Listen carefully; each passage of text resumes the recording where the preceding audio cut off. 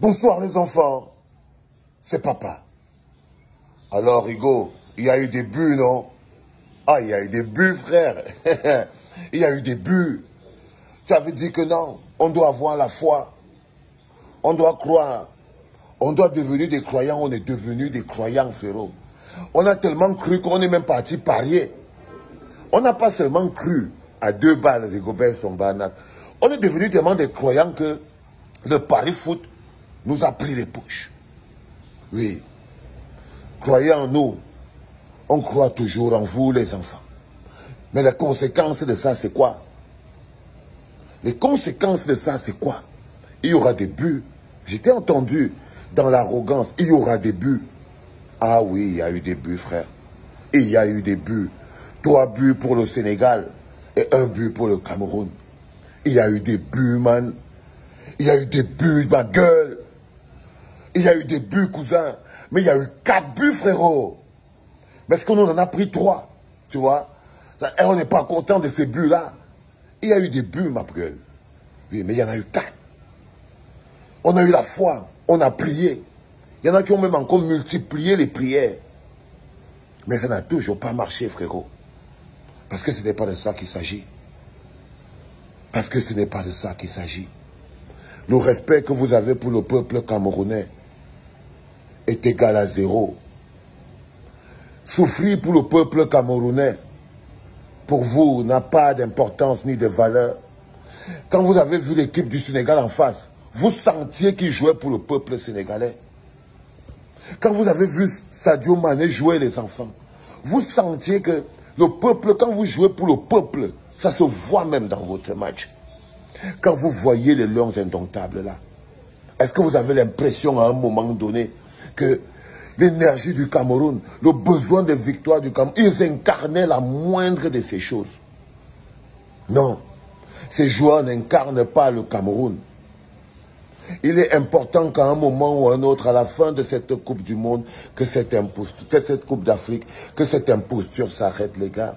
Sinon, on va tous tomber malades. Si on n'arrête pas cette imposture, on va tous tomber malades, les gars. C'est-à-dire que si on continue dans cette direction-là, en mode église réveillée, en mode manager philosophe, en mode Pombia, Yobayop, les enfants, notre pays, on n'est plus rien de ce qu'on était avant. On n'est plus rien. C'est-à-dire qu'au niveau du football, on n'est plus rien du tout. C'est-à-dire qu'on s'est fait insulter par un bonhomme qu'on appelle El Hadj Diouf. Même le petit sursaut d'orgueil, c'est-à-dire qu'un peuple qui a perdu l'orgueil. Comment avons-nous perdu l'orgueil, les gars? C'est-à-dire que ce bonhomme nous a tout vidé. Il a tout vidé. Il a même vidé l'orgueil. Il a vidé les compétences. Et comme mon ami Charles Ateba, il me disait souvent, il a pris des cancres, il a mis à des postes clés. Quand vous voyez le 11 entrant de l'équipe nationale du Cameroun, c'est le résultat du fait qu'on a pris des cancres à la présidence de l'Africa Foot, au manager sélectionneur. Donc 2 cancres, on les a mis à des postes clés. Et regardez maintenant les joueurs qu'on a. Les joueurs sont issus du fait qu'eux, ils ont besoin des joueurs de ce profil. Les joueurs sans personnalité, parce que pour être un ami de Rigobert et Samuel Eto'o, il faut être un joueur sans personnalité, des joueurs sans dignité, des joueurs sans charisme, des joueurs sans force, des joueurs sans puissance. Mais ils sont arrivés là. Pourquoi avons-nous tous ces joueurs sans charisme, sans force, sans puissance? C'est pas parce qu'on n'a pas les autres joueurs. C'est parce que le projet Cameroun a été détourné par 2 individus. Parce qu'à la base, d'abord, le projet Cameroun a été détourné par un monsieur qui, depuis 41 ans, a tout détruit. Et on s'est imaginé à un moment donné qu'au niveau du football, ça n'allait pas arriver. Non, c'est arrivé. C'est l'expression de notre malgouvernance. C'est l'expression de la corruption. C'est l'expression du non-respect des institutions. C'est l'expression du manque de patriotisme. Vous n'aimez plus ce pays. Vous vous aimez trop. Ah oui. Ah oui, les enfants. Ce n'est pas, c'est la malchance du Cameroun d'avoir eu des Camerounais comme nous, qui n'ont pas cette génération de Camerounais, ce nouveau type de Camerounais. Ils ne sont pas à la hauteur de ce qu'être des citoyens d'un pays. Ils ne connaissent pas ce que c'est qu'appartenir à un pays, lutter pour un pays, se battre pour un pays. Ils sont prêts à se battre pour les histoires des insultes. Ils croient qu'ils se battent pour le pays. Non, vous n'êtes pas à la hauteur de ce pays-là. Vous n'êtes pas à la hauteur de ce pays-là. Mais c'est pas ça, c'est pas seulement vous. C'est pas vous le problème. Peuple camerounais, notre responsabilité est claire. Si nous voulons retrouver notre pays, il est temps que nous arrêtions la destruction psychologique, mentale et spirituelle de notre pays depuis le sommet jusqu'en bas. Depuis le sommet jusqu'en bas. Parce que ça, c'est aussi le karma. Parce qu'au-delà de tout, dès que vous avez fini de parler ça, qu'est-ce que nous avons fait pour mériter de gagner un match contre le Sénégal? On est un pays détruit par le tribalisme. On est un pays en guerre depuis 2016. Mais nous, on boit la bière. Imaginez-vous le nombre de joueurs qu'on aurait pu avoir venant du nord-ouest et du sud-ouest qui sont en train de courir dans la brousse. Imaginez-vous les compétences du Cameroun qu'on a détruit dans le nord-ouest et le sud-ouest aujourd'hui. Et nous, on continue de vivre. Parfois, il y a ce karma. N'ayez pas peur de regarder toutes ces choses en face. Quand vous finissez un match comme celui-ci, vous devez voir tout du côté matériel, spirituel, mental, moral et surtout individuel. Quelle est notre faute? Chacun d'entre nous, Camerounais, avons une part de faute sur la défaite des Lions indomptables aujourd'hui.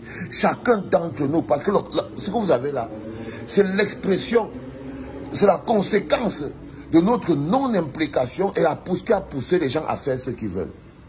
C'est parce que nous étions trop corrompus. Que nous avons été corrompus par des gens qui nous ont donné un peu d'argent et ils nous ont volé notre pays devant nos yeux et on n'a pas pu se battre. On a accepté de prendre des miettes au lieu de se battre pour notre pays. Pour que ce soit les compétences qui jouent. Pour que notre pays nous revienne à tous. Et que les enfants, tous les enfants du pays soient mis au service du pays. Ça, c'est quand on a écarté les enfants du pays par centaines de milliers. On commence à ramasser des loxés, des Instagrammeurs et des gens des binationaux, des choses comme ça là, pour pouvoir construire une équipe de mercenaires qui va venir jouer pour les Lions du Cameroun. Une équipe nationale constituée de mercenaires, les enfants. Ça fait mal à la tête. Mais on l'a bien mérité. Les enfants, c'est notre karma. D'autres vont appeler ça la poisse. D'autres vont appeler ça comme ils veulent.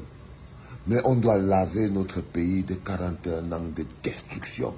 Parce que là où on est arrivé là, c'est maintenant nous-mêmes le peuple qui commençons à payer le prix. C'est maintenant le peuple qui paye le prix. On n'a plus droit au bonheur. On n'a plus droit au bonheur collectif dans ce pays-là. Parce qu'il n'y a que les trucs comme la Coupe d'Afrique comme ça là, qui pouvaient encore produire le bonheur collectif. Vous voyez très bien qu'en ce moment, on n'a plus droit au bonheur collectif. Il n'y a que le football qui pouvait encore donner le bonheur collectif.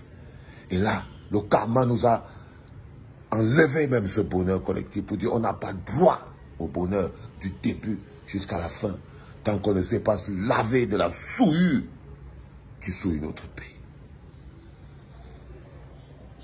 J'arrête là, les enfants. C'était papa.